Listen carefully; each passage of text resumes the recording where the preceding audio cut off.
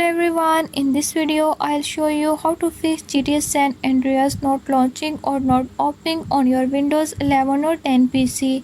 So to fix not launching or not opening issue, follow every step as I am showing in this video, and don't forget to subscribe this channel. Hope so this will fix your problem.